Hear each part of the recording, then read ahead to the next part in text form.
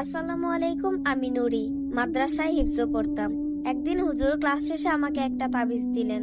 তিনি মৃদু হাসি দিয়ে বললেন, এই তাবিজটা আল্লাহর নাম নিয়ে লেখা, এটা তোমাকে রক্ষা করবে। এই তাবিজটা গলায় পরে নিলাম। প্রথম থেকে কিছুই অদ্ভুত লাগেনি। 1 মাস কেটে গেল, সব স্বাভাবিক। কিন্তু একদিন বিকেলে হঠাৎ যেন কিছু অদ্ভুত ঘটনা ঘটলো। আমি ঘরে শুয়েছিলাম। ঘুম থেকে উঠে হঠাৎ আমি আমার বাবার রুমে গিয়ে বাবার মানিব্যাগ হাতে নিচ্ছি। আমি বুঝতে পারছিলাম না আমি কি করছি, যেন কারো নির্দেশ নিচে থেকেই করছি সবকিছু। ঠিক তখনই বাবা ঘুম থেকে জেগে উঠলেন। তিনি অবাক হয়ে বললেন, নুরি, তুই বাবার মানিব্যাগটা কেন নিচ্ছিস?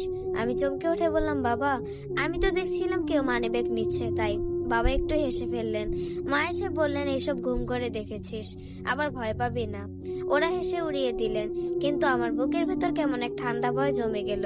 এর কিছুদিন পর দেখি তাবিজটা হারিয়ে গেছে। পুরো ঘর তন্ন তন্ন করে খুঁজলাম, বিছানার নিচে, আলমারিতে, বইয়ের ভেতর কোথাও নেই।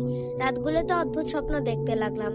কখনো মনে হতো কেউ আমার নাম ধরে ডাকে, কখনো হাওয়ায় হালকা ফিসফিস শব্দ। একদিন মা পাশের বাড়িতে পিঠা বানাতে গেছেন। আমি একা ঘরে বসে কাগজ কেটে ক্রাফট করছিলাম।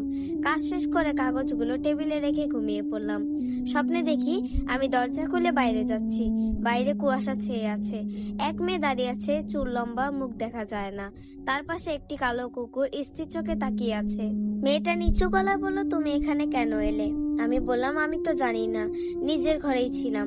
মেয়েটা কুকুরের দিকে ইশারা করে বলল, ও আমার সাথে আসবে না, তুমি ওকে দূরে সরিয়ে দাও। আমি ভয় পেয়েও জানি না কেন টেবিলের ওপর থেকে কাগজগুলো নিয়ে কুকুরটার দিকে ছুঁড়ে মারলাম। কুকুরটা গর্জে উঠলো, তারপর হঠাৎ ছায়ার সাথে মিলিয়ে গেল।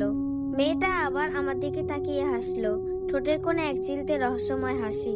তারপর বলল, তুমি আমাদের বাড়ি যাবে? আমি কাঁপা গলায় বললাম, না, আমার মা বকা দেবে। এই কথাটা বলতেই মেয়েটা অদৃশ্য হয়ে গেল। আমি ঘরে ফিরে ছটফট করতে করতে চোখ খুললাম। দেখি আমি নিজের ঘরে শুয়ে আছি, দরজা খোলা। মা এসে বললেন, নুরি, কিরে, ঘেমে গেলি, কোথায় গেছিলি? আমি কাঁপা গলায় সব খুলে বললাম। স্বপ্নটা